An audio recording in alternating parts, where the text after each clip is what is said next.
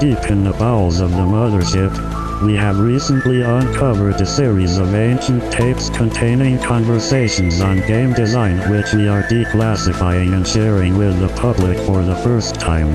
This is the Barash Files. Wee-woo, pretty spooky stuff.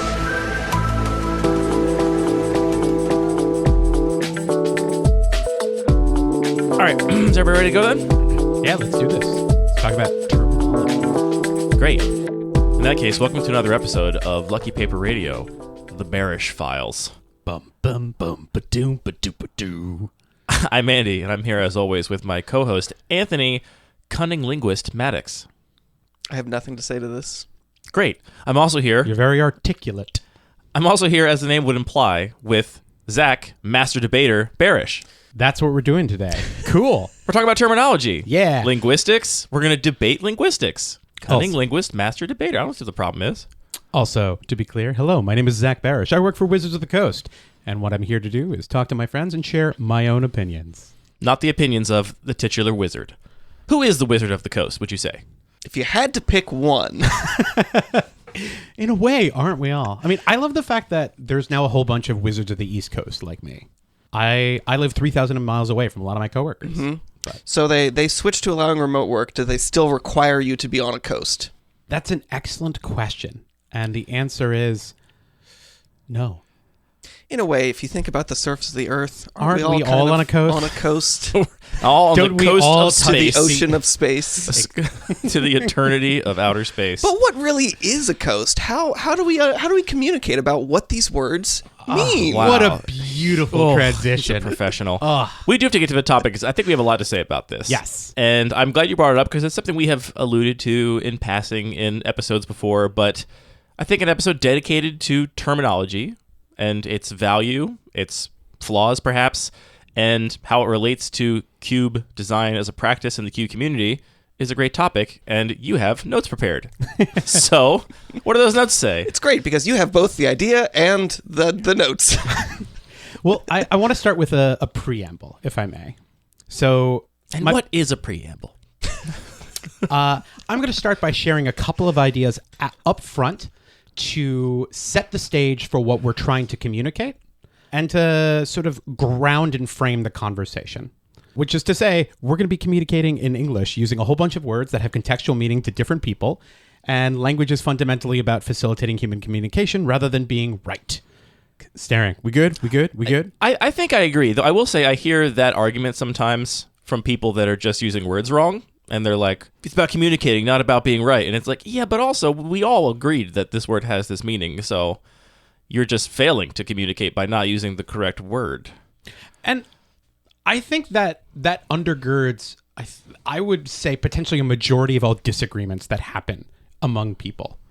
That I think most disagreements that people have are semantic in nature rather than content-based. And what I mean by that is two people are using the same word, but that word means different things to each of them. And if they took a moment and stopped and said, this is what I mean when I'm saying this word, and the other person says, well, this is what I mean when I say this word, you can actually engage with the other's position rather than disagree that the words they're using mean what they're saying. I think it's a very optimistic read on disagreements, and I also largely agree with you. I think you're totally right. I mean, the example I always come back to is like, huge portions of America would say they hate socialism, don't want to live in a socialist state. And then you say, would you like to live somewhere where your healthcare is covered? Would you like to live somewhere where you get paid leave from work guaranteed? And they say, of course I would. Yes, naturally. People are largely in favor of socialist policies, but if you say socialism, they're like, no, I hate that. That's bad. And that's an example of a loaded term. That word has a lot of associations with it that mean a lot of different things to a lot of different people. And sometimes the advantage is break it apart into its atomic components or just use another word and then define that term. Mm-hmm. Yeah, I've said this before on the podcast, and I think this is a useful example that when I was first designing the regular cube, which was pretty different from a lot of the cubes that people were used to talking about, I would talk about the aggro decks and what they looked like, and people would say, well, there isn't an aggro deck here, you don't have enough one-drops, this isn't here, so why are you even talking about this? And they would just go on a tirade about what aggro means. So after having that conversation and that failure to communicate a couple of times, I just stopped using that word and instead described the kind of deck I was talking about and would say the most proactive deck in the cube. And then we didn't have that disagreement anymore and that failure to communicate. And it just made things much, much easier. Yeah, that's an excellent example. A lot of these terms are contextual by nature. What is control? Control is usually there's a package of cards that people are going to associate. Counter spells or wraths or 6 mana planeswalkers like Elspeth Sun's Champion. Like those are control cards. But you can construct an environment under which those kinds of cards aren't going to be performing those functions, or every kind of deck is going to be playing in that space. And then, well, the control deck in that environment might actually be the deck that's trying to play 9-drops, for example. Or the aggro deck in that format might be a weird thing that's just attacking with Mutavault. Mutavault is the main aggro card. All of that's to say, Cube covers a lot of very, very different sorts of experiences. And it's very easy to default to the familiar kinds of experience to create these broad, generalized terms. We might be getting very academic today. I think that's the point of this episode. So I got a question for you guys. What's a cube? And what's not a cube? I think Anthony should answer this question. Well, I think that very often people want to treat words as being very concrete, and maybe we'll have a set of terms that describe different related concepts, and they want them both to be mutually exclusive and comprehensive. So they want the terms to be able to describe anything, like any individual thing should be able to fit perfectly into one of a few buckets. And that's not really how words work, I think, most of the time. And so I think of cube as more of a tent pole, and there are a lot of things that are very close to that and very central to this is what we are both, our mutual image of what cube means is very close to that. And then things that are sort of on the fringes, sort of on the spectrum, closer to other experiences. I think cube is great because it is so flexible and we can change up the rules. And it started as maybe one very specific template of it's, the 360 most powerful cards in Magic that we play like a booster draft and then put back in the box. And that's a really useful tentpole to stick to when we're talking about what cube is. But because every experience is self-contained, you can really make it whatever you want. It's like, here's one that's got 100 ornithopters. Here's one that we don't do as a booster draft. Instead, we generally do a grid draft. Or, I started this as a chaos draft, and then I just sleeved it up, and now is it a cube? I don't really know, but again, It's sort of like how... I think it's both useful to be aware of how fuzzy the term is, and then when you're using the term, make sure that it is useful to you. Maybe I'm coming to this with much too blunt a perspective, but I think a cube is a custom limited format. I think it's very clear. I don't think it's fuzzy at all. What's fuzzy about that? Am I being dumb? I like both of your definitions for different reasons. I love the verbosity and thoughtfulness of Anthony's answer. No, I really do, because sometimes to get to the root of what you are talking about, you have to try and define it multiple times in multiple different ways, both to increase your understanding of the term and to invite a lot of other people along on your thought process. What I appreciate about Andy's term is, on the one hand, it is blunt, direct, and succinct, so you can wrap your head around it, but it also is fuzzy. It does not have clear delineation. What's fuzzy about it? It's any custom limited format? Yeah. Booster draft. Every booster draft is a customized limited environment. Okay, we have to define the word custom. So is it just a difference if you work for Wizards? If you work for Wizards, you no longer can make a cube. If you are because what if then you're David McDarby and you're designing the chromatic cube for MTGO? Is that no longer a cube because it's now? I don't think David McDarby has any ambiguity in his mind about the difference between designing his cube and designing cards for Wizards of the Coast, which he formerly did. No, I think we're playing this game where Wizards of the Coast gives us product, right? Booster Draft is one of the products Wizards of the Coast sells us. So by custom, I mean no, not something you can just buy from Wizards of the Coast. As soon as you're making a custom limited format, I think it's a cube. Yeah, but by your definition, it sounds like the chromatic cube isn't a cube. Why not? Well, it's a custom limited format, but it's not. It's provided by Wizards. David McDarby did not make that for Wizards of the Coast. David McDarby owns, that is his cube. I don't know, but I curate the Arena Cube now at this point. Does it not count as a cube, even though it's got that in the name because it's from Wizards? Look, we're already struggling with language. Isn't this a great example? I think you're being intentionally obtuse. Nobody would, you can pry at this if you want, but to what end? Nobody is confused about what the Arena Cube is or isn't and how it's different from Retail Draft. So to put forward my agenda here, my feelings on definitions in general. I think fuzzy definitions with fuzzy boundaries outside of when you're trying to play at objective truths, if you're working in like hard maths, which even then is going to have fuzzy boundaries, you will cross a threshold in your definition where it stops being about communicating with other people or getting to some sort of truth, and it just starts being about gatekeeping. Maybe that's a bold statement, maybe that is not. But I don't know, I went to grad school for games, and we did a whole class, an independent study on what is a good working definition of games. And halfway through it, I was like, okay, we have crossed that threshold, and now all I feel like we are doing is we are identifying groups of people who want to call themselves game designers and saying, you do and you don't get to call yourself a game designer. More based on our own vibes that we are justifying based on some ideological framework that we're crafting. All of that's to say, like, there are a lot of things that exist within the cube space. I think some of them are more cube-like than others. I think some of them hew towards for many people, the default experience of a power-maxed Pauper, Legacy, or Vintage cube. There are some like BattleBox that are in that area. And then there are things that are concentric circles, and eventually at some point we fall out of the orbit, and it's like, yeah, booster draft and cube are different things. Standard and cube are different things. Yeah. But I don't know where that fine line is, and I'm not interested in creating a hard, rigid boundary between cube and not cube. Well, yeah, I mean, saying to what end, I think, is the most important question. Like, I don't think it matters for the purposes of our conversation to, like, define that hard boundary. To me, like, I think a BattleBox is not a cube. It's not, like, a limited format. It's more like a co-constructed format. Like, you don't get to draft or select your cards in any way, which to me is fundamentally limited.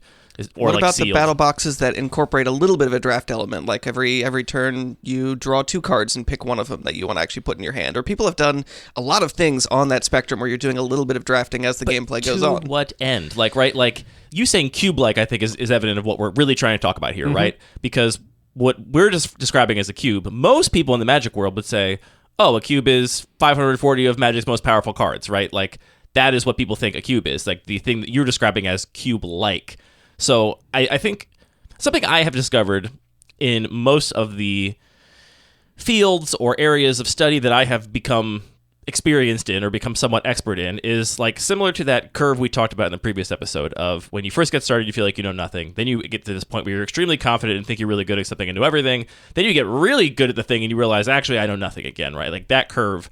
I think there's something... Dunning-Kruger curve. I think there's something similar for usage of industry-specific lingo. When you first start to learn something, you know none of the language. Then you learn all the specific language and you start using it all the time. And I think when you get really smart at something, you just realize that it's not actually that useful, and you just describe things in ways that a normal person could potentially understand. This is what I see in like the fields that I have like studied in. So I think we are positioned in a space in the cube world where we are very invested, extremely invested, such that it's easy for us to take for granted that like the thing that matters to most people in terms of like the ambiguity around what cube is not, does the arena cube count as a cube because it is ordained by Wizards of the Coast, or does this battle box count as a cube because you somewhat kind of draft one of your hands? It's like, no, we're including things that most people don't even know exist, like the turbo cube or the cascade cube, in our definition of cube, when most of the people think that it's just Magic's most powerful cards put up on MTGO twice a year or whatever. Is that fair to say? Like, I think we're so deep in the sauce that most people are not going to care about any of the details we're describing right now. I mean, but I think it really does matter, because especially sort of through the time that you and I have been playing Cube, what cube means, that definition has changed drastically. Like most people, if you had asked them in, 2018, what is cube, they would say, oh, it is this thing that is on Magic Online and it is just this set of cards or something think similar. So. I think if you really press people, they would probably give a pretty similar definition to what we would give today. I mean, that was not my experience as somebody trying to design a cube that was pretty different from it. People would literally just say, this is not cube. And I think that... Did they really say that to you? Absolutely. Regularly. I mean, they would just say, like, these are not the cards you play in cube. This is just not a cube. This really did happen very frequently, and that definition has changed a lot. Why are you just dismissing my experience? I'm not trying to dismiss your experience, but, like, I was the communities you're talking about, like I was in before you, and yes, I think what you're describing is there was a very common reference to the abstract idea of cube. There were cube cards and there were non-cube cards, and I think maybe a lot of that you took personally as like some sense of like, Sure. you're saying this isn't for me. Do people really look at your cube and say this is not a cube? Yes. Absolutely. They said this isn't Cube. You're doing something weird, like you're building a custom limited format or something. Again, like they would just describe it in different ways, which maybe was not totally inaccurate, but it did not fit their definition. And well, I'm sorry you had that experience. That's extremely gatekeepy in a way that I never saw or experienced in any of the circles I was in. But I think that's sort of what's valuable about it is it is really useful. Like language is useful. Having specific terminology is useful because it's so much easier for me to go to a game night and say, I have my cube, would you like to play it? And people have some sense of what that is, rather than me having to give a 2-paragraph spiel about what this thing is. So like the jargon is useful, but it is also at the same time limiting because people will then have a concrete idea which might not match my concrete idea. So it can both enhance communication and limit communication. And I think that so often it also can be sort of gatekeeping, like you're describing, to be able to say, like, these are the words that we use in our community. And by using these words, we are making communication within this group easier, but also communication within this group and people external to it more difficult, which I think in some ways also people feel positively about in terms of that like sense of identity that comes with being part of a community is valuable to people. But it also, again, it does really sort of create that gatekeeping of if you don't use these words in this way, then you're not part of this community. Yeah. I have generally felt, especially ever since going to the first KubeCon, that cube designers, we need a broader terminology in order to communicate ideas with each other and to conceptualize areas of design space in which we can have. Mm-hmm. I think the regular cube is smack dab in the middle of this, of like, how do you communicate... It's smack dab in the middle of everything. That's what regular means. but like, how do you communicate go this look at concept the cube map. It's of... right in the middle. I'm really moving away from power maxed, but there's so deep an area below the top of the curve of Right. power level that merely saying I am below the top of the power level curve doesn't do a lot to communicate what kind of experience you're going for. The first cube that I ever made, when my friends had power maxed pauper, legacy, and vintage cubes, was I would call a moderate power level cube. You and I both described our cubes before we met each other as sort of aiming for a master's power level. They are completely different power level experiences, and neither one of us has, or at least you have built a word for yourself, I didn't have one, of trying to communicate that concept. And to go back to what Andy said a couple minutes ago, I agree that like we're looking at completely different audiences. There are a lot of people who don't know what cube is in the first place, and there are a lot of people who have a very specific idea of what cube is, probably based on something that they played online or watched somebody play online. And then for the people in this room, for a lot of the listeners, we have a much more expansive definition of cube because we're aware of things of like 100 ornithopters or neoclassical or regular or turbo that like are demonstrative, beautiful things of the raw amount of design space available within cube. And we don't know where the orbit ends, and we're not talking about cube anymore, but we can feel it.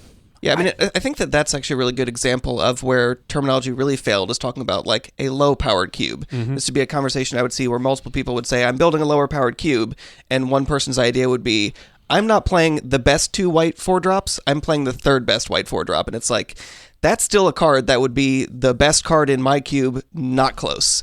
Like, I cannot put Hero of Bladehold in my cube and have it still feel like it's in dialogue with the rest of the cards.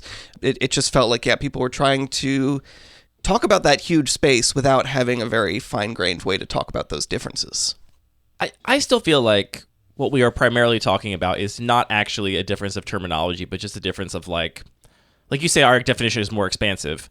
Maybe I'm missing something here, but I still feel like if you ask even the most narrow-minded cube person in circa 2018, they would agree begrudgingly, like, yeah, that's a cube. Like, I don't disagree that is what a cube is. Or have you been on Reddit? Yes, I've spent so much more time on the subreddit than you have, with all respect. That's fair. So much more time. I just think that there's this idea of, like, the kind of cube that matters more than what a cube is, right? Like, people would definitely agree that these things are cubes, but they would just think they're silly dalliances of a cube. They're not a serious cube, or they're not a good cube. They're just, like, a dumb experimental thing. I don't think we're talking about a difference of terminology. It's a difference of just, like, open-mindedness to what types of experiences can be fun and valuable and rewarding and, worth revisiting. And also a lot of it is aesthetics. If you've only been exposed to one type of cube, which is the I'm about to use several terms that we've bandied about. We may or may not define them. A power maxed singleton 360 or 540 that draws from the entire legacy card pool. Yeah, I mean, I think we can just like lay out where I think all of this baggage came from, which is that obviously Wizards of the Coast, with its central position in the game, being the creators of it, they have the access to make a small choice that then kind of like cascades down and becomes, law essentially. And so the fact that Wizards of the Coast decided circa, I don't know, was it 2008 or something, to put cubes on MTGO for the first time, the way they chose to name them, because it is a natural way, was based on the like card pool which was legal they were pulling from. So you had Vintage Cube, Legacy Cube, or you had Pauper and Peasant Cube. Those naming conventions, I think, imply a power maxedness within that restriction. But you're making a face like what I'm saying is not sitting with you well. Well, the point of disagreement that I have is I remember back almost 2 years ago to a panel you gave at MagicCon Philadelphia talking about the history of Cube. And it's a fan-created format just like Commander is. Right, but Cube in the popular conception is not because of the people in Toronto that made the great big box of cards. Like, it's because Wizards has adopted it and put it in this place of extreme public visibility. If not for Wizards putting Cube on MTGO, our community would be a tenth the size that it is. I think for sure. I wouldn't be here. I wouldn't know what Cube is most likely if they hadn't put it on MTGO, because I wouldn't have seen LSV playing the Holiday Cube 10 years ago and decided that I wanted to do the same thing myself. I want to look this up to be sure. I think it's something like the first Commander product by Wizards was in 2011, and the MTGO Holiday Cube was either 2011 or 2012, maybe 2013. Parker has a great article. You keep talking. I'll look it up. But I think they're somewhat contemporaneous. And I was exposed to Cube before the first Magic Online Cube existed. I don't know. I feel like we're deep in the sauce at this point. But see, you disagree that you don't think that Cube is mostly known to people because of being on a Magic Online. Oh, no. I agree with you. I 100% agree with you. What are you nitpicking about? I don't. That's the thing. I think we might have got. I think this might have ended up being an example of a bit of semantic disagreement. Once we started directly engaging with the content of what each other was saying, we're like, oh, the knot has just come undone. We just agree with each other. Like, I agree with you. You're right. It was 2012 that MTGO first made its Cube Draft debut. It was around the time when I was sometimes streaming 30 to 40 hours a week of Magic. But I still don't understand. So why did you... Okay, let's unpack. I'm just trying to say that most people that know about Cube know about it because of Wizards of the Coast, because they've adopted it to some degree as an official format, and they've put it in very public places where lots of players are and can see this thing. And I think probably without putting like a bunch, like I don't think the people at Wizards of the Coast that originally put Cube online in 2012 were like, let's make sure we name this in a way as to not, box in what Cube can be in people's perceptions, right? They weren't thinking about any of that stuff. They were just saying like, we're making a Cube from the vintage card pool, we're going to call it the vintage cube. We're making a cube from the legacy card pool. We're going to call it the legacy cube. We want to make a lower powered cube. How do we do that? We must limit the card pool to only commons, right? Like, and I think that naming convention and the power maxed attitude that followed, which I think comes from the fact that Cube is a design task, but a lot of people think of it closer to like deck building, and deck building obviously is a power max pursuit. That is what you do when you're building a deck for a format, Commander aside to some degree. I just think that those naming conventions are actually, to the point of the value of language and the importance of terminology, those naming conventions, I think, are hugely responsible for what we're describing here as the, like, narrower common perception of what Cube is. If they had called the vintage cube, Wizards Party Cube, and they had called the Pauper Cube, like, Wizards Fun Little Cube or something, I'm not good at improv. I can't make up names on the spot. If they called them something that didn't belie a underlying power maxedness to them, I think people's minds would be more open to the idea that there is something beyond just things at the peaks of power level. Yeah, I don't think we're disagreeing with each other. I feel like you're saying the Magic Online Vintage Cube, I think it was called the Holiday Cube first. I would want to double check that as well. But that's hugely influential in raising awareness and creating a sense of a default. I agree with that. I think this broader content creating, communicating Cube community, let's see how many more sounds I can put in, is newer. We are playing in design space that people, to the best of my knowledge, weren't playing in. We are going to Cube events and challenging each other and inspiring each other, which is why I believe like now is what perhaps the most exciting time to be a cube designer, even if, yeah, we are a rarefied few. We are a subset of a subset of a subset. The people who even know that cube exists, the people who are aware of sort of the power maxed default kinds of cube, and then the people who have a more expansive understanding of cubes, and the people who are continuing to design in these areas in which we can't really copy anybody else's work because no one's made a cube based on a joke on social media of, I bet you can't put, is a cube with all ornithopters a cube? And the answer is, yeah, and 100 ornithopters is beautiful and has inspired me to 2 new projects that I'm excited to be working on. And for me, part of the joy of Cube is that process of design and iteration and inspiration and communication and challenge. I think you're totally right, and it's worth saying explicitly that there are sort of 2 groups of people here that are the people that engage with Cube, and there is sort of this inner group of people that I think are very much a community in a more real sense, in terms of we are interested in Cube as a design project, and we're interested in talking about each other's cubes and giving feedback and meeting up at events now. And it's sort of like, yeah, this year kind of feels like these disparate sort of groups of people that have met online are now actually starting to form a metropolis, and we actually meet each other in real life or across multiple different platforms online. And then there is that bigger group of people that knows about Cube because of Arena or because of MTGO and they're just not engaged in the same way. They're like, oh, this is a thing I can play sometimes. It's a fun way to play Magic. And both of those groups use language and have very different language in different ways. And there are the people who have seen this broader Cube community. They've attended events like CubeCon, and they've decided, no, I really, really love Vintage Cube, and I'm going to keep designing different iterations of that experience. I'm going to design more synergistic ones. I'm going to design even more power maxed ones. I think at time of recording, the MTGO power, like highest power level cube, just finished running. That was the no holds barred one. Yep, and that is in and of itself, I feel like an evolution of the community that you go back to 2012 and the Holiday Cube is just the most powerful cards available on Magic Online. Yeah, it's nice that we're acknowledging that some holds are normally barred. And that's good. That's a great point. Yeah, and I wouldn't be surprised if that started with Time Vault, of just people understood, there's some component of this experience that absolutely fits within Vintage that leads to a net negative fun experience for enough people that we're going to start curating it. Oh, we're going to start holding back. And even in our most power maxed environments, we're making these second order curatorial decisions to maybe not be completely power maxed. And that in of itself is an important step. Yeah.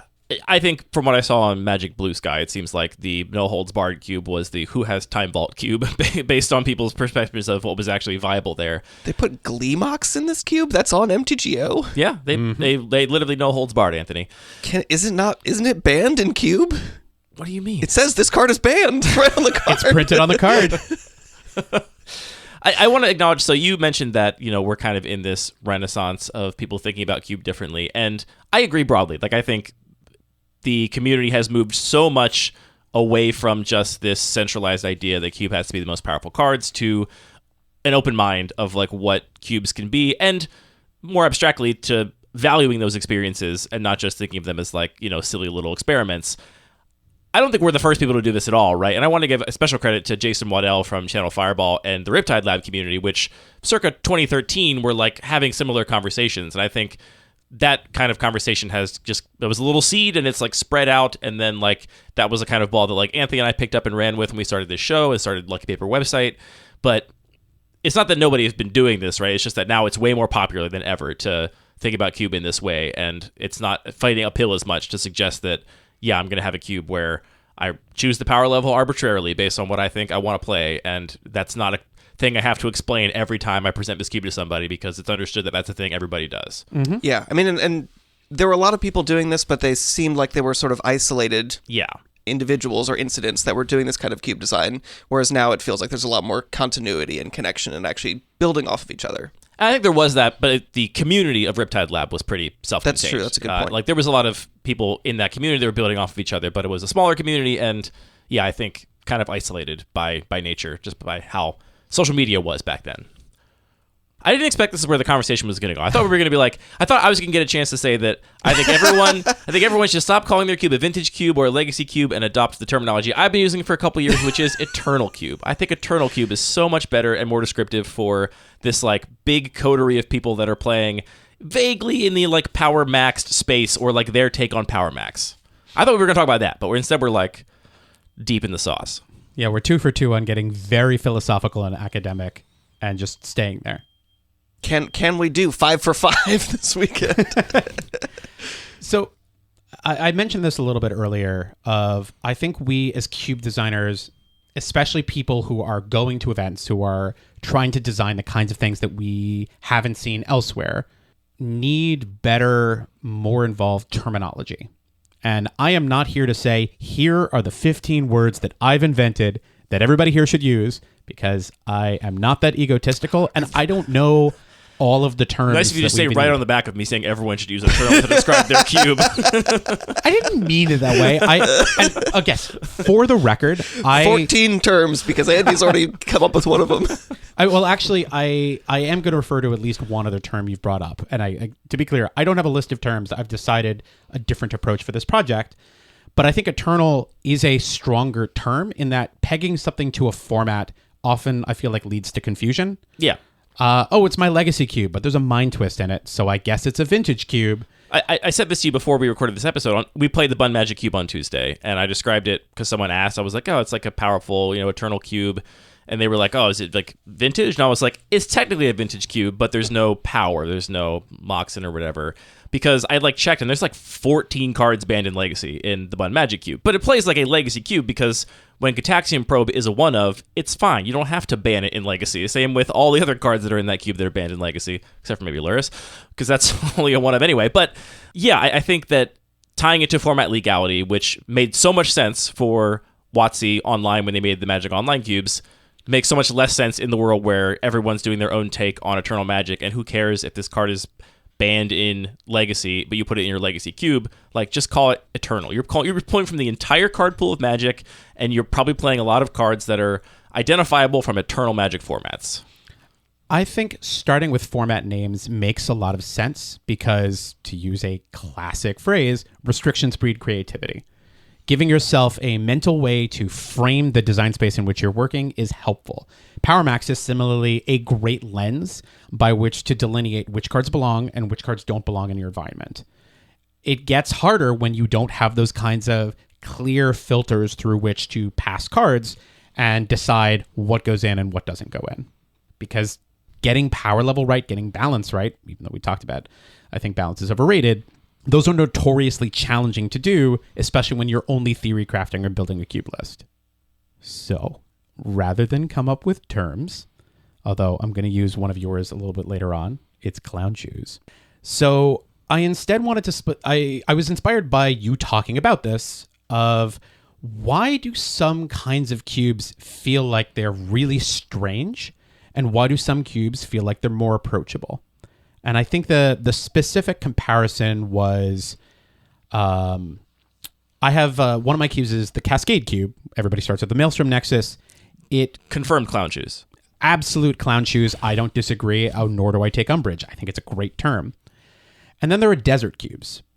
And desert cubes are a package of different rules modifications that affect different parts of the draft. There are way more rules changes and design changes you need to make a desert cube function. Yeah, hold on. Are there rules changes in a desert cube? The only difference I'm aware of is not getting to take basics from the basic land bin.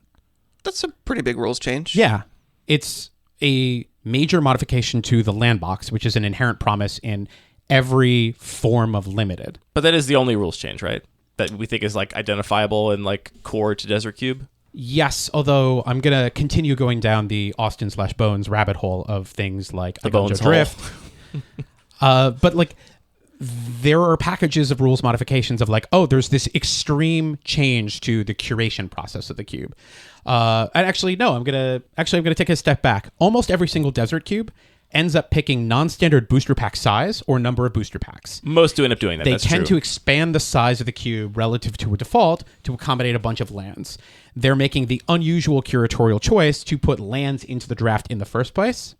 and they modify the basic land box. So there's modifications before anybody sits down to the table. All right, there's fair. You modifications got it. when people sit down. And all that's to say, that package makes sense together, and yet that is many more rules changes, whereas Cascade Cube makes one rules change, and that makes it a Clown Shoes Cube.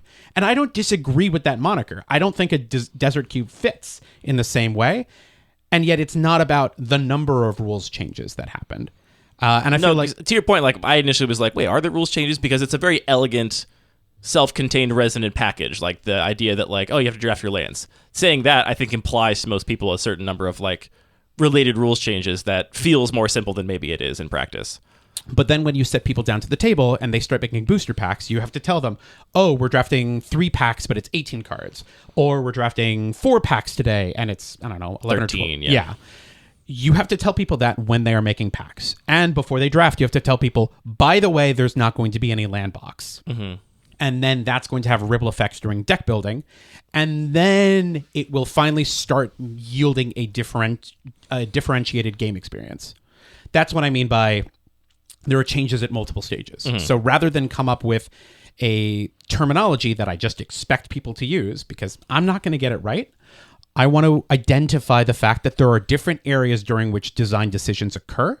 And for a lot of people, the default of what is cube design versus Clown Shoes cube design is cube design only happens before anybody shows up. It's just a designer or a pair of designers sitting down and coming up with a list of cards. I will ask the question, to what end? Why be very specific about how we define a Clown Shoes cube? I'll take a step back. I'm not trying to define a Clown Shoes cube. I'm trying to make explicit the different areas under which cube design happens, because I think people hyper fixate on one aspect of it when I'm going to put forward 5 different aspects of it. Sure. Okay, because for what it's worth, to me, like we have never tried to define Clown Shoes cube other than just use it. You know it when you see it. I think it's a Supreme Court definition. Like, to me, I think a cube with no rules modifications could definitely be a Clown Shoes cube if it's got a bunch of uncards in it and a bunch of like weird, just strange inclusions. Just throw in like 30 Moxen and a bunch of fast bonds and do some weird stuff. To me, that's for sure a Clown Shoes cube. Meanwhile, like, a Desert Cube has rules modifications, but to me, like, Clown Shoes implies like silly and fun, and Desert Cube is not silly or fun. It's very harsh and like barren. Clown Shoes might be helpful in a desert with all that sand. Bigger footprint. You don't sink in. No, but I don't think this matters, to be clear. I'm trying to get to what end of this strand of conversation. Like, I'm trying to pull it apart a little bit. Where are we going? Oh. You got him. I feel like this distinction, this idea of there's a cube that's sort of too far out there for me, is itself interesting.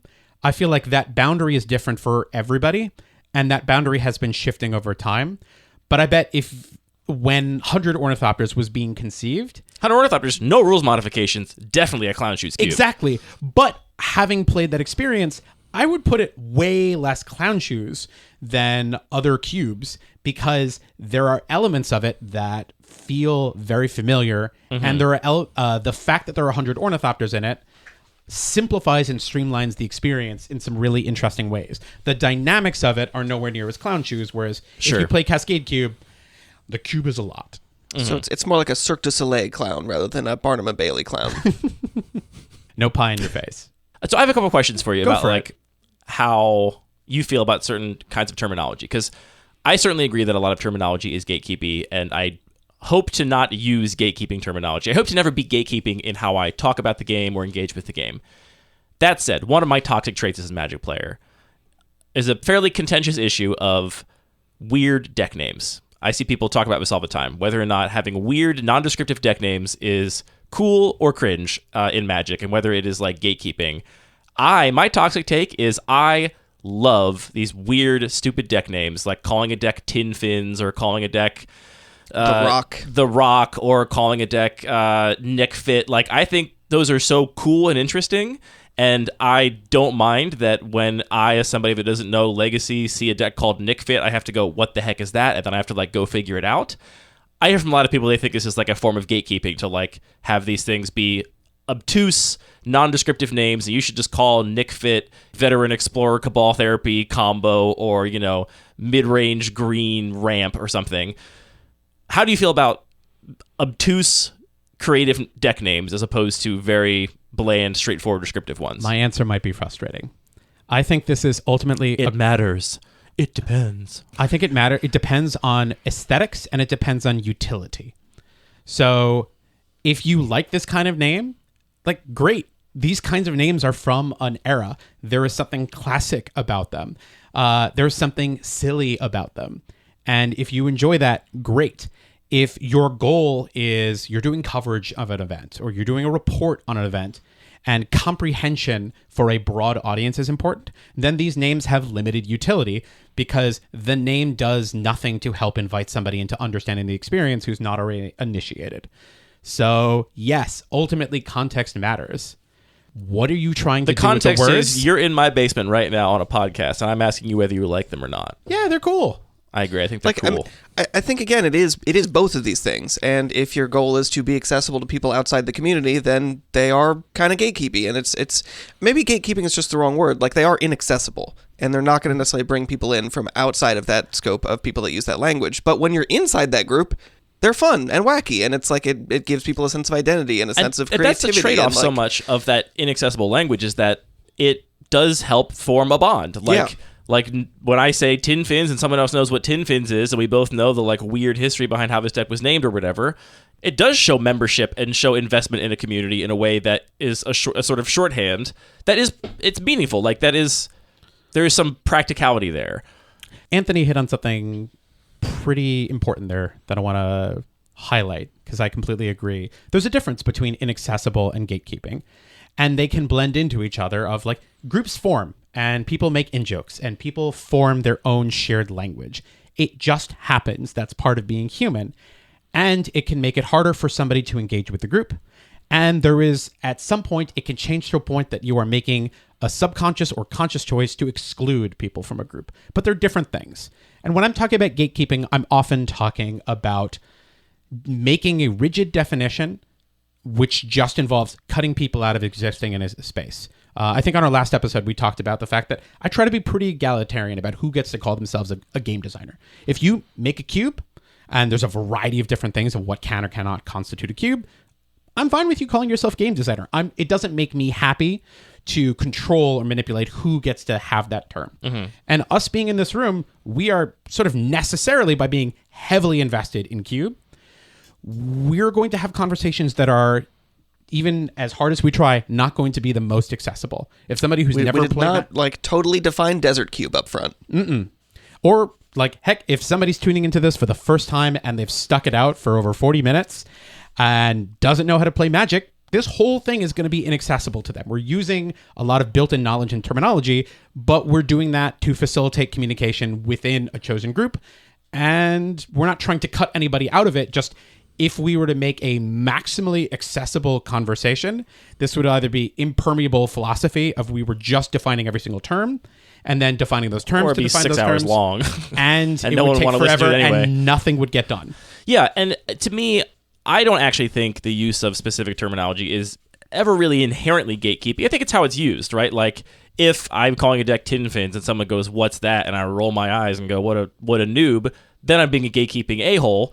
If they say, "What is tin fins?" I go, "Oh, it's actually just this type of deck that uses this combo, and if you care, here's where the name came from." Like that, I think is, you could be very open and welcoming to a community while still using specific terminology if you choose to be. Yeah, I mean, I think it's just that jargon has both positive and negatives, and the two cannot be separated, and if you're worried about the negatives, you just need to balance them out in other ways. So another example of this I think of all the time is like the Mulligans are named after the first Pro Tour after the rules change was introduced, which I think is actually mostly because what else do you name a Mulligan rule? Like, what are you going to call the Mulligan where you, scry afterwards, but you still have to go down by one each hand versus draw your entire hand and bottom one? Like, they're so hard to describe concisely, and so it was just easiest to say, well, there's the Paris Mulligan, London Mulligan, whatever, which is very obtuse. Like, saying the London Mulligan means absolutely nothing to anybody unless they have already heard that term and know what that means.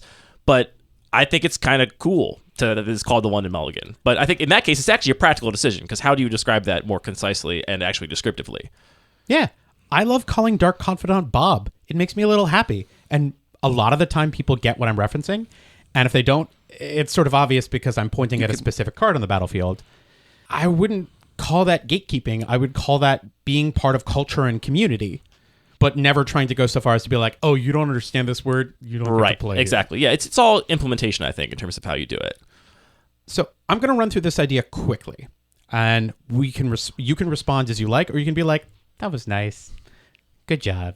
Let's talk about anything I'm not else. sure we've ever done that to anybody who's ever said anything on this podcast. It's just been like, great, thank you.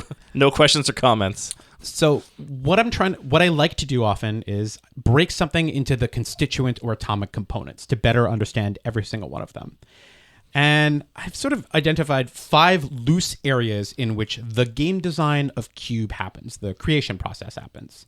The first one is before anybody shows up to play. So this is probably the thing that the Cube contents.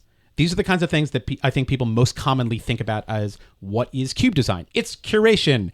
It's selecting cards to go into your environment, but it's also making decisions about how big is your cube? Are you aiming for a 360 or a 540? Are you doing a vibes-based 400-ish? Are you restricting yourself by having it be rarity restricted or format restricted? Are you making a color restricted cube? Are you making an aesthetic choice about, I don't want to have silver bordered or Acon cards. I don't want to have conspiracies. I want there to be no counters or tokens and have it be a bar cube. I want my cube to be singleton. That is a design choice that a lot of people don't even think about, but is an essential part of the process. These are broadly applied to be cube design, and I believe firmly that this is just one element within cube design, but it is not the totality of it. But I want to start there. So the first part of cube design is cube design. Yes. Given that this is the first of 5, right? I'm curious what the other 4 are going to be. So the second one is material decisions. This is the one that I think is the weakest argument, but I'm going sort of in order. And I'm fully prepared to abandon this position if you're like, I don't know, man, this doesn't count.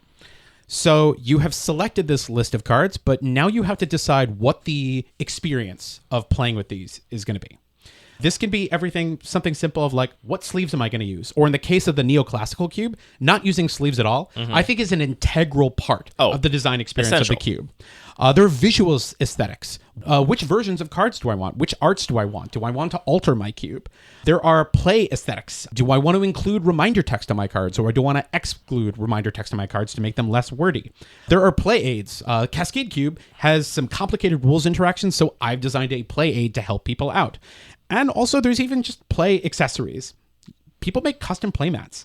Or what is it? Ryan Sachs's Auto Battler Cube needs accoutrement to make the experience work.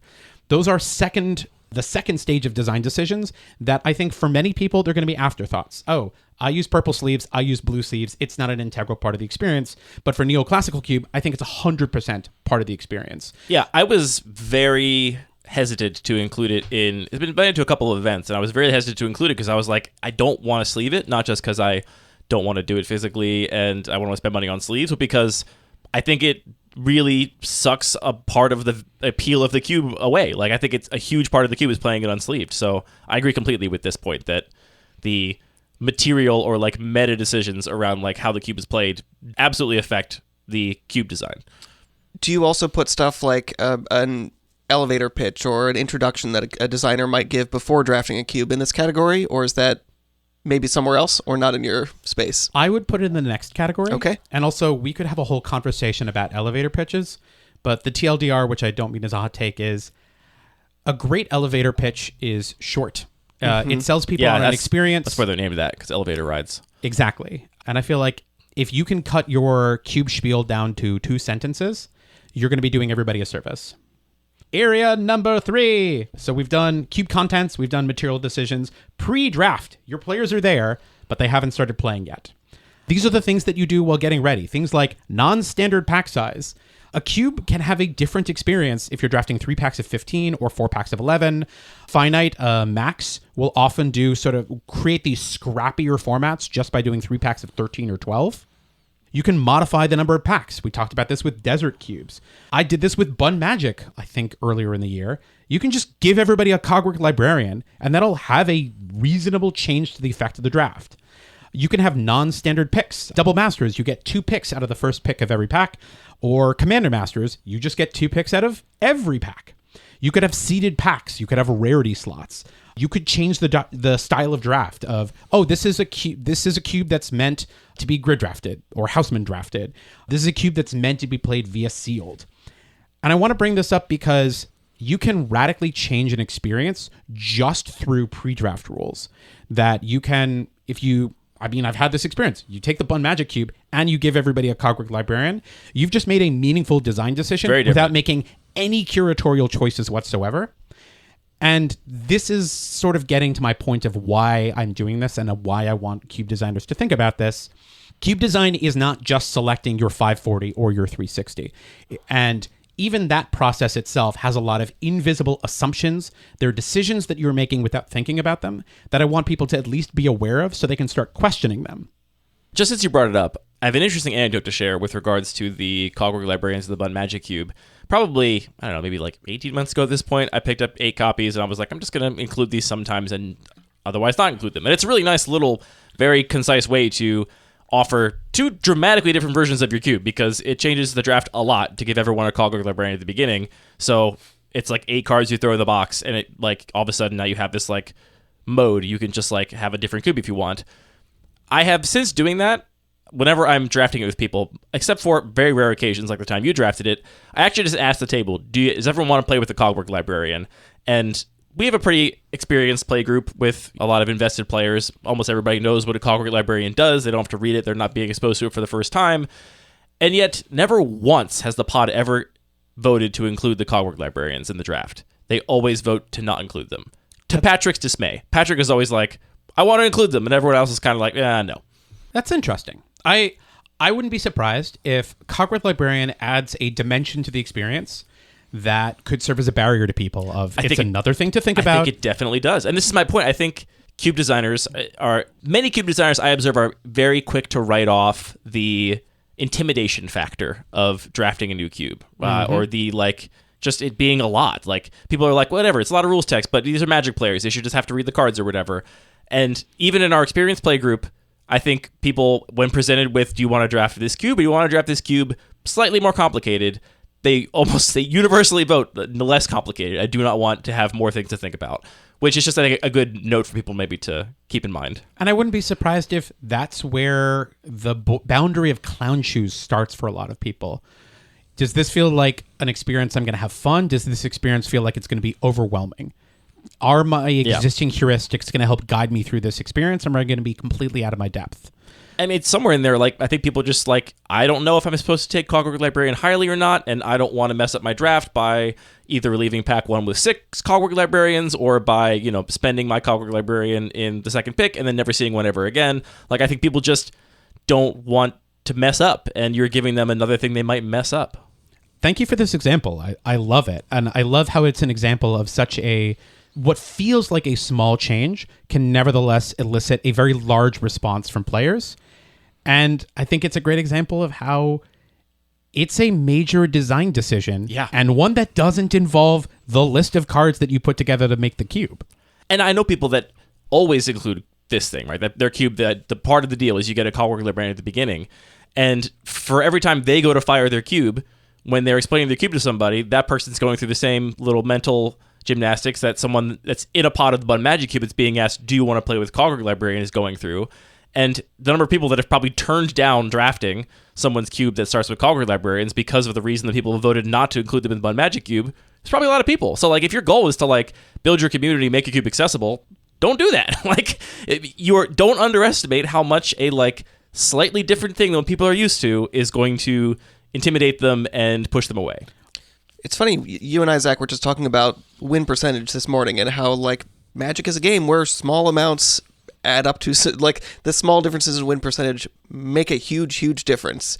And I feel like this is a similar place where a little bit of complexity, which usually you just don't see because you say this is the cube, this is the way it works, but it's going to have a small impact on people's experience and perception. And if you give them the choice, you do see that small difference. And yeah, when you want to get 8 people for a pod every week, if you have one person who's a little bit intimidated and doesn't show up the next week, that means you don't have a full pod necessarily next week. Yeah. Anyway, I didn't mean to derail your conversation, but I don't think we've actually talked about the Cogwork Librarians and the Bun Magic Cube on this podcast before. And we just drafted this last week and had the same experience. The table voted no, like 2-5 or something. I didn't vote because I didn't care. I wanted it to be an odd number. But yeah, people vote no most of the time.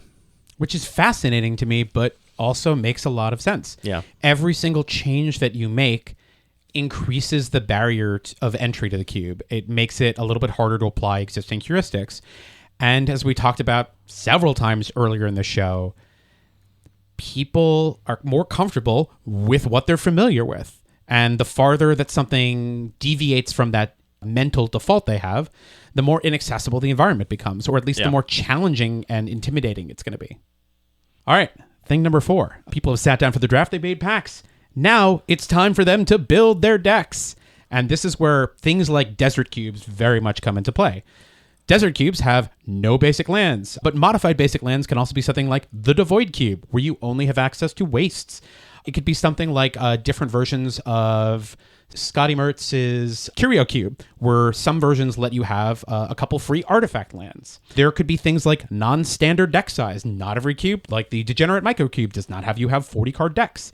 I think I've even heard of cubes with compulsory cards, but I've never played one of those. Where if you drafted the something... bauble cube, for example, is everyone gets a bauble or 3 baubles, and you have to play them. And you could take any cube and just make a deck building modification to them and yield a radically different experience. Why am I saying this? I'm just going to keep trying to hammer this point home of there are a lot of things that are cube designed that you can do without touching your 540, your 360, your 421 and a half, depending on whether you found that card that you dropped under your desk. Final thing, and this is where I think the most obvious clown shoes cubes hit. In-game rules. This is stuff like emblems. The Cascade Cube, the Maelstrom Nexus emblem, is one such of them. But it could be cards starting in the command zone, like the Garden, or Reading Rainbow Cube, which is a beautiful cube from Baltimore that has inspired so many cubes. This is also where things like Commanders come into play, or Greg Dinrova Horror's Companion Cube, which I love the story of the design of the Companion Cube, because I think Greg did this bit of like highly recontextualizing game design of just took another cube of theirs and put the companion rule in, which is such a great way to like quickly and dirtily test whether something functions.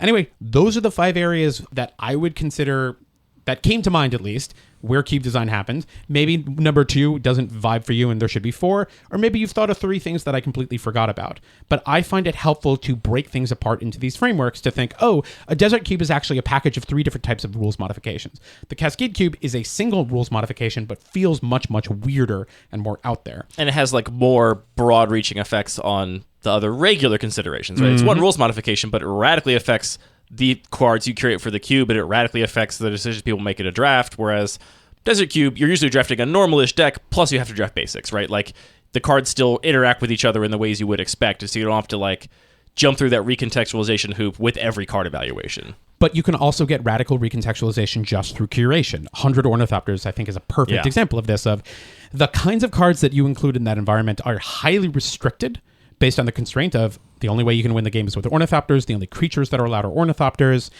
and the kinds of cards that you then are able to win the game with are kind of extreme. Also, you only have 260 slots with which to work. Yeah. So I really like what I think is the underlying goal of this framework you've laid out, which is to get people to think more broadly about what cube design is. Because I agree, I think most people think cube design is choosing your 360, 540 cards or whatever. Everything else is just set dressing. I love your idea of sort of broadening that to get people to think about these other sort of places they can make decisions. I will say, I do think that it is good that most people don't modify those other things for the reasons we just talked about, right? Like, most people's problem with Cube is getting a consistent play group. Like, we hear this all the time from listeners. Like, that is the barrier to Cube. I see it whenever any Cube article or podcast gets any traction on the main subreddit. It's just full of comments, people being like, I would love to play Cube, but I don't have friends to play with. It's just so hard to get a pod together, right? It is like the barrier to our format. And so I am always hesitant to like loudly encourage people to make changes to the game rules, make changes to the draft pack size, make changes to some of these things, which they absolutely are within your purview. It is absolutely within the purview of cube design, but I like focusing on the things that are within the boundaries of people's expectations for what a draft is, because there's so much space there, right? And that is ultimately, one of the things I love most about 100 Ornithopters is that I did not modify anything. I just included different cards. All of the novel design is in that very first chunk, just what cards I include. And the knock-on effects of that are resultingly clown shoes. More clown shoes than a lot of cubes that do modify rules, like desert cubes. But I think there's a cost to making decisions outside of that sort of first bucket that people should at least be aware of. I agree. I mean, you fundamentally making non-standard kinds of changes means you're going to have fewer precedent cubes to base your design on. You are more likely to be going off the beaten path, and you could find something really interesting or really awful or both, or just inaccessible. Actually, a good example here maybe is I think Greg's companion cube is brilliant. It's like in the pantheon of really elegant, slight changes that have a bunch of beautiful and interesting knock-on effects that make it a like really deep and interesting cube to revisit. I personally find it to be one of the most intimidating cubes. Like, I've drafted it a couple times, and I feel anxious going into it. I feel pretty like nervous to draft that cube because it feels like the stakes are so high because this recontextualization makes certain decks like way more powerful, certain cards way more powerful. I am always worried I'm going to mess up and have a bad time and have a non-functional deck or like do the thing wrong, which, you know, that's just my own emotional state or whatever. It's not a statement on the cube. It's just entirely my brain. Just I find that one very intimidating, and I am so invested in this format.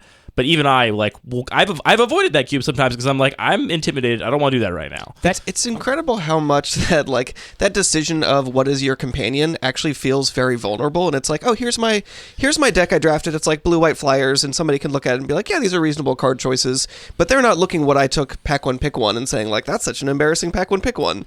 But saying, this is the card that I think is the key to victory here. That can feel embarrassing. Maybe that's part like of somebody's it, yeah. gonna look at that and say, really, that's your companion? A common challenge in game design is you want people to be making decisions when they have a sufficient enough understanding of the consequences and context of their choice so that they are likely to set themselves up for success or at least for learning. Draft itself can be intimidating for people who haven't played it before, and certainly Cube, because there's just a lot to take in and a lot of choices. And yet most of those choices are private. The companion cube is going to present you with a massive choice that you need to make before you have tested your hypothesis against anybody else. And every single card in every single pack is a potential candidate for you. Now, all of this might sound like an indictment of the cube. I agree. I think it's really smart, and I think it's beautifully elegant how it builds upon existing knowledge, and it sort of lets people do the thing that so many cube designers want, of let people build around very specific cards and archetypes without having to add a very, very high density of them. But it is a really painful, really vulnerable choice to say, Retrofitter Foundry is it's Retrofitter Foundry. Yep. Yeah. And then you do that, and your opponent disenchants it immediately because you've exposed your entire game plan to them. Or you're like, oh, Retrofitter wasn't the right choice. It was supposed to be Thoughtseize. Yeah. Or if you're me, you're just like, well, I just want Plateau to be my companion every single time and just have perfect mana in every game. But that might not be optimal, and people might look at that and say, well, that's a ridiculous way to approach this. Anyway. We don't have to answer that question No, right yeah. now. I just like it as an example of a thing that I myself am intimidated by. Someone who, I mean, I've drafted so many different cubes, so many different clown shoes formats, and usually I'm just very open-minded and like, if I do bad, I'm going to learn something. It's like, you know, kind of interesting to try something new. I feel intimidated by that one. I don't have a great explanation as to why. I think maybe you touched on a couple things that could describe it, but I think that feeling is in every single potential drafter for your cube at all times, and if you care about growing your group or care about accessibility, it should be at the forefront of your mind, at least when you review and consider all your design decisions. Yeah. I want to push maybe a more optimistic view of that, because I've had the good fortune of bearing witness to Upkeep, Scott's group that we play every Wednesday night in Brooklyn, watching it grow and blossom. And there are a lot of weird cubes in that environment. Like, you just combine me and Dan Schneider, we've got some weird off-the-wall cubes there, and the community has really embraced those. I would say you should definitely think about accessibility in your environment, and also recognize that Cube is often mostly going to be pulling for pretty enfranchised Magic players in the first place. Well, yeah, I want to say I think that's kind of like we have a cube group where a bunch of weird cubes exist, and the people that play them with us all are okay with that. It's like, yeah, I mean, how many people have, come to one night and then not come back because they were like, well, that felt weird, or looked at the list of cubes on the Discord or whatever and been like, I don't know what any of those are, I'm not going to come. Like, you never know. It's the thing. Like, that's the point. But the group exists, and the group for sure. And the group has been growing. And I would say, like, for people who are trying to build their own cube groups, the most important things are consistency, perseverance, and clarity of communication. Just show up every week, even when you fail to fire. Have a good Don't attitude. fail to fire. If you only fire. have 2 people, just do a grid draft. I Make think, sure if somebody comes, they will be able to play a game of Magic. Yes. Yeah, I think the rules are be consistent and everybody drafts. If you make those 2 decisions and commit to them and just show up over time, we've heard from so many people that works, and you will build a community. If we could go back to your framework for a second, I think that what I really appreciate about it is that for so many people, when they think about what is the cube, like what is the essence of cube design, they will picture literally the list on Cube Cobra and think this is what the cube is. And I think really more essentially what the cube is that interface of what is the experience that a player has when they sit down, open a pack, and carry that through the draft and think about like what are the interactions that players are having, what are the thought processes, the hypotheses that a player is coming up with about what's going to work and what's going to be successful, how does that pan out in their games. Like that is really the fundamental essence, and I think you're definitely just highlighting how so much more of the design is about that player experience than just choosing these cards that are in a perfect balance and perfect symmetry and reflect all of your design ideals. If I was going to be a little bit critical of anything, I might just say that point 1 about the stuff before the draft and point 3 about what are you doing to alter the draft experience, I feel like 1 seems a little bit overloaded. And I might just say, let's make that about the card choices and separate out all of the other decisions about, structure and draft into a separate component. And I would also say that I think the material decisions absolutely are impactful because that really is the experience. You sit down to a cube night, you're a new player, you've never played cube before, it's going to feel totally different if somebody is showing up with an elaborate wooden box and has everything triple sleeved and is, handing out different, a gold ring to use as your Lord of the Rings, what do they call it? The ring tempts the you. ring bearer token. That's going to feel very different than if somebody shows up with a cardboard long box and hands out a bunch of unsleeved cards. And both of those experiences can be appealing or intimidating or exciting. Like you can have all kinds of feelings about them, but they do really, really matter. I'll go so far as to say that I think 2 different material decisions on 2 different cubes were the thing that pushed me over the edge into actually building the cube. It was like, I'm not even satisfied with this project as a draft experience until I came upon this one material decision. One of them is playing the neoclassical cube unsleeved. I had wanted an old border cube for a long time. I had been fiddling with a list for a long time. And it wasn't until I was like, oh wait, this could also be an unsleeved kind of trashy bar cube that I was like, those 2 things just are in such harmony that now I want to build this cube. And the other one was the decision to number the ornithopters in 100 ornithopters. So smart. I that idea, when I had it, I was like, now I have to build this. Now I want this to exist, because before it was like, all right, here's a fun, weird little experiment, but having 100 fungible cards in a cube draft feels kind of weird. It might be kind of a bummer to open a pack and just see 6 of the same card. You feel like you get ripped off because you only got 9 cards out of this pack instead of 15. And then the idea to just number them, this material decision that has no impact on the rules, no impact on any of the actual game mechanics, to me, as a fundamental impact on the experience of drafting the cube, that made me be like, I am now going to spend a bunch of money and time actually putting this cube together so I can draft it because of that material decision. So I think they matter enough that, to me, sometimes there's a difference between whether or not I even want to build a cube or not. I would go so far as to say I think the decision to number ornithopters and the decision to let the 3-0 player customize an ornithopter might be the 2 most powerful design decisions of that environment. I think it's possible, yeah. I think they are the thing that makes it work. The 2 times I've had the pleasure of drafting it, I watched both other people around me and me have emotional reactions to different numbers every time and make draft picks every associated time with them. And then when I was watching CubeCon coverage from this year and seeing my ornithopter that I'd customized, I just felt giddy. Yeah. I mean, I joke that every time we sit down and draft this cube, you learn that everybody believes in a little bit of numerology because and I always want to push back to you and just say, numbers can have aesthetic quality that isn't numerological. I can just But that's not what people are saying. People are just saying, this one is going to be better. So I want to disprove your hypothesis. This is the way science works. Not everybody. Some people can have just a purely aesthetic experience with Fine, numbers. let's be more precise, even though it's much Thank less compelling. Everybody has some sort of aesthetic relationship to numbers. They're so exciting. But no, people for sure, like, some people want prime numbers, some people don't want prime numbers. Some people want round numbers and multiples of 5, some people don't want round numbers and multiples of 5. Some people want ornithopters that have a lot of kills, because I also tally mark the number of kills. Some people want the ones that don't have a lot of kills, so they can be the one that gets to mark them for the first time.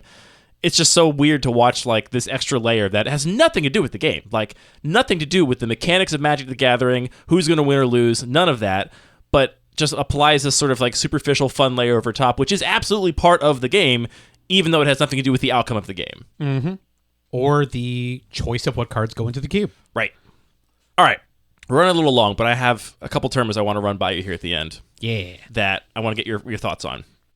The first one is I want to know what you think of the term Twobert. This is the term that Ryan Overturf coined to describe the 180 card cubes that he got into building, especially over the pandemic, and has written numerous articles and designed probably a dozen different Twoberts on his Cube Cobra profile at this point. And it basically just describes a 180 card cube that is usually drafted in his particular style of burn draft. How do you feel about this term? I feel like is a very specific term that's associated with a designer. And I haven't had the opportunity to play one yet, so I don't have that formed an opinion of them. But the term has utility in that it refers to a very specific thing. That's a general response. Can you elaborate so I can give you a better response, or is this satisfactory? I mean, that's what I was looking for. I'm just curious to know what your thoughts on it were. I will say that I initially, when Ryan started sort of thumping the Twobert drum, was like, I don't love this term. Like, and it's because specifically I've seen in, Reddit threads or whatever, some people saying, I want to build a cube, but I have a small play group, and someone responding, you shouldn't build a cube, you should build a Twobert. And me being like, no, but it's still cube. Like, I'm such a big tenter, right? We heard my definition of a cube, anything that's a custom draft format. I'm such a big tenter around, like, what a cube can and should be, that the idea of, like, subdividing this world into, like, there's actually different things, and you're either a Twobert or you're a cube, and you can't be both or something, just felt like it wasn't productive to me. It felt like it was, if anything, like just kind of drawing weird lines in the sand that weren't helpful. Yeah, I mean, even if people agree on what a term does, it still shapes our understanding. And if you think of this is a Twobert, this is a cube, they are distinct things, that does then make it a little bit harder to have that thought that this is maybe a sliding scale or this is a spectrum. Like, it is just much easier to think in the terms of those discrete concepts. Yeah, or somebody that's like, I want to make a cube, and then someone telling them, actually, you shouldn't, you should make this other thing. It just, you did make a cube. Adds a layer of complexity. And if you there decide too. to make your Twobert bigger, like, I think it's such a dumb, like, detailed thing to get hung up on, but I do think that, like, that's what this episode is for. For sure, it's what it's for. But I do think that if you build a Twobert, you copy one of Ryan's Twobert lists, you are probably substantially less likely to just add some more cards and make it bigger because it is called a Twobert than if it was just a small cube. Then you would think, well, I have a small cube, I can make it a bigger cube putting more cards in it, as opposed to putting more cards in it, and now it's no longer a Twobert. It's no longer the thing that it describes itself. I've softened a lot on this over time and just kind of come around to the idea that, like, it's a term to describe a certain type of cube, and obviously Ryan never intended for people to, like, draw this line and say that it's not a cube if it's a Twobert. I'm sure Ryan knows, like, Ryan has always described it as a small cube. Like, he's not trying to, like, complicate things. I think he's just trying to, like, carve out a little space for him when he knows he's talking about design decisions in this specific context. This word describes that context and makes things more clear. I do think if you are intending to draft with 4 people in this particular way, that does have knock-on effects for the number of fixing lands you want to include, or the kinds of archetypes you want to support, or how many cards are required to support an archetype. So I think there's a lot of reasons to help draw this line, but I have gone through different feelings about it over time for sure, and am always, I will always just call it a small cube. I will probably never call it a Twobert personally, because I like being a big tenter with the idea of people keeping an open mind to what they're doing, instead of feeling like a Twobert is one thing and a cube is a different thing. I guess then to take a step back and drop back into some of the broader terminology we talked about at the beginning of this episode, I think cube is a much looser term and more broadly applied now than it was a decade ago. I think a Twobert is a tight package of ideas. It's a newer concept that hasn't been used as widely, and there's more specificity to it. And just as we also talked about the fact that our ideas of what a cube is, there's a good chance they're going to be more broad and expansive than some of the people who are having this conversation online. If somebody is operating under the definition of a cube is a power maxed singleton 360 or 540 pauper legacy or vintage cube, then yeah, a cube and a Twobert are different things. Our definition is just a little bit different. Maybe that's what it is. Maybe it's the idea that these needed a different name. Seems like it's really steeped in the idea that a cube is what people consider cube-like, right? Like, because I'm not making an environment that's 540 of the most powerful cards from internal formats, I have to call it something different. I can't just call it a cube. And I mean, I don't know Ryan's reasoning. We love Ryan here. And yeah, for those reasons, it's always kind of like, it hasn't really sat exactly right with me. But the second thing I want to ask you about, and these are related, and we'll talk about why. At Boston Cube Party, people sat down for a draft at our Airbnb, and Ryan Sachs was there, and it was drafting Patrick's cube. And Ryan asked Patrick, "What's the deal with your cube?" And Patrick was like, "Oh, everything's 2 mana value or less. That's Patrick's cube, Tupelo Honey." And Ryan asked, "Is it Singleton?" And Patrick said, "Of course." And they sat down to draft, and a few picks in, Ryan goes, "Wait a minute. This isn't Singleton. I already saw Bloodstained Mire." And Patrick goes, "Oh, I mean, not for lands. It's Baltimore Singleton." What do you think of referring to cubes that break Singleton only for lands as Baltimore Singleton? I love that term. I mean, because this is a cube that's in dialogue with Bun Magic, which does that exact same thing. And the regular cube. Oh, yeah, and the regular cube. And I feel like it is also in conversation with the fact that Peasant Plus is a term. Peasant Plus meaning this is a common and uncommon only cube, except for lands, which will include rare lands because they can enter the battlefield untapped at a higher density. I think that's part of a nascent but broader view that the way that we approach restrictions in cubes doesn't always work as well for lands or certain types of cards as it does for others. So I love this idea of finding ways that people are fighting against the push for every cube to be singleton and building a terminology to enable that. I love this too. I haven't brought it up on the show before because I am sensitive to the idea that like I don't want to like use our platform or whatever to like introduce a term that could potentially have similar gatekeeping or inaccessibility problems as the other terms we've talked about, or potentially introduce confusion the same way that I just argued that potentially Twobert could introduce confusion. Like, is Baltimore Singleton? No, but yes.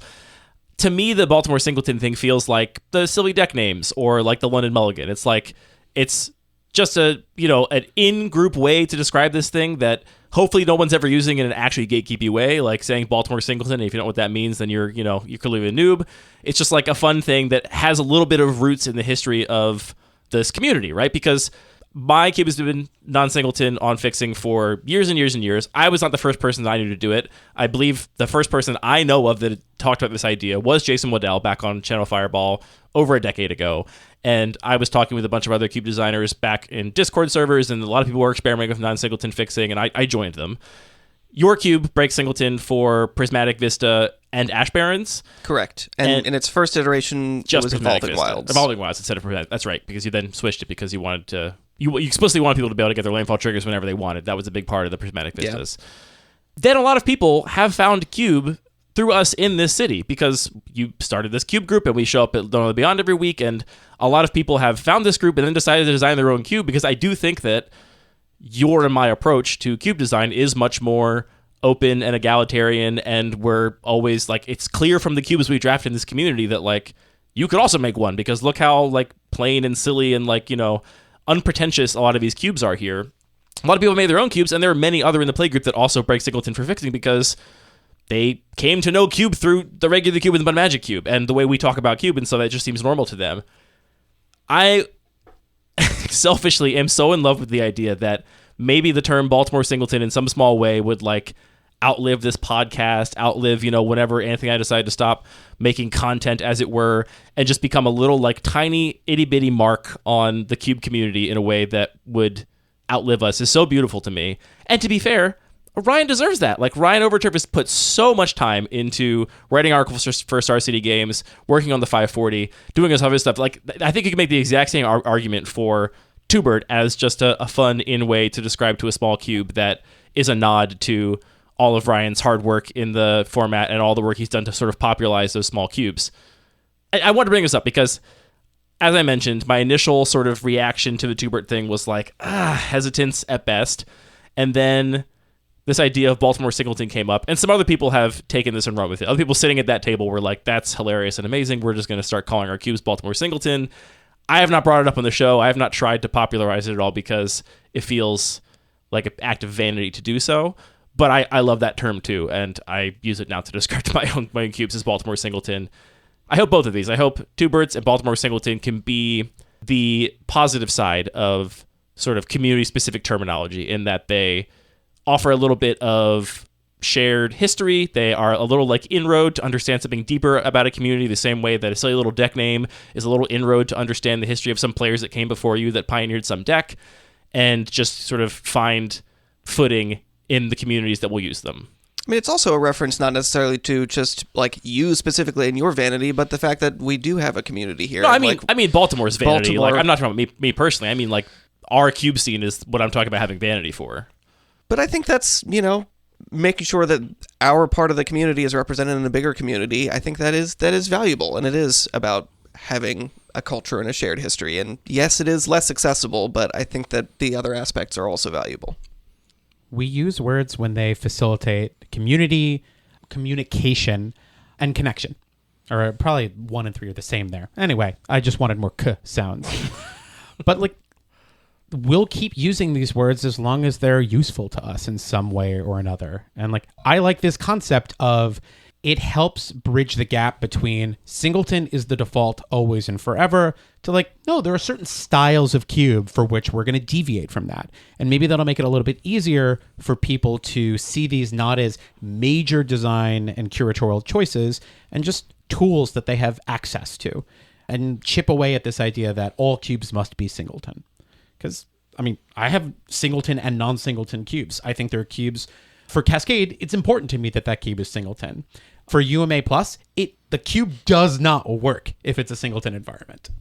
I also think it's valuable just to acknowledge that cube is a lot of communities that live in geographic space, and I think each of these geographic communities do have different styles and tastes, and like the way that Baltimore people build cubes is very different from the Madison group. It's That very part is different. so cool to me. And like you were reviewing my cube before we drafted last night, and multiple times you're looking at the list and you're like, oh, well, you have Clarion Spirit. Of course you do, because Clarion this is a Baltimore Spirit and cube. Fairy Vandal. You Those have are the Baltimore cards. You have like a ton of spot removal. Like clearly this is how you guys build cubes. And having terminology that both acknowledges Baltimore in particular, but just acknowledges that there is regionality to this hobby is pretty cool, I think.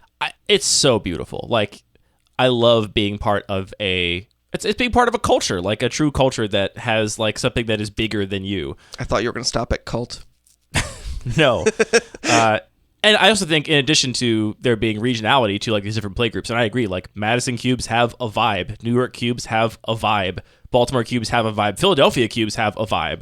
North Carolina cubes have a vibe. North Carolina cubes have a vibe for sure. And in addition to that, I think there's also these other non-geographic communities. Like, I think the MTG Cube Talk cubes have a vibe, and the Riptide Lab cubes have a vibe. And it's very cool to think of each of these cubes as being an amalgamation of all of the experiences, meat space and otherwise, of their curators. And as we discussed earlier, no matter where they are on planet Earth, they're on a coast. Yep. So what do we title this episode? I feel like it wasn't actually about terminology. It was about... I think it was cohesive, even if it wasn't just about terminology. I think it was cohesive, but how do we name the terminology episode? What do you want to call this one? Communication.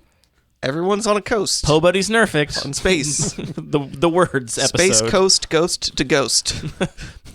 Me Talk Pretty One Day is the title of this episode. All right, that's it for this episode of Lucky Paper Radio, The Barash Files. Thank you for tuning in. We have many more Barash Files episodes coming your way, so stay tuned for those in the future. You leaned into the mic. Did you want to say something? I just know the next line.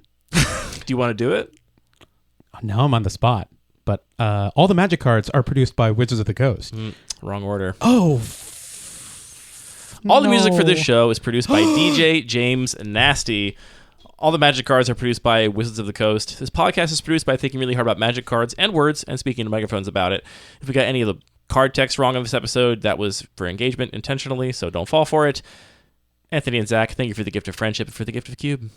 Zach, thank you for coming down to Baltimore and recording all these episodes. Andy, thank you for delicious tacos last night. And thanks for letting somebody else 3-0 the Cube night last night. Actually, Zach, that was very generous of you. I'm not sure I've ever seen you make such a generous gesture.